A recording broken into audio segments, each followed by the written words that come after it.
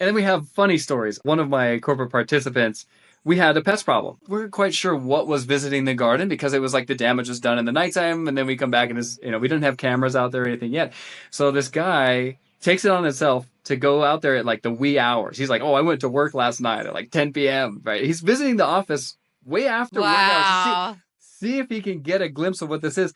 And it was a skunk, and he caught it and Oh my removed it from the gosh. garden. And it's like, I mean, I shouldn't be sharing that story really because like we kind of got in trouble there. They're like, hey, we don't really want our employees like trying to Like capture animals, but that's that's insane. Yeah. that's That's a that's the gardener level though. like, That's a dude, gardener. that's true participation, right? That's somebody who cares. And he actually, I mean, he did Yeah. his whole garden team. I mean, we're considering this as like individual garden beds and you have your team, but really, and that's the first speech we give every time we start a new garden. Planting day comes around, we gather everybody around that's going to be our graduating class for that season.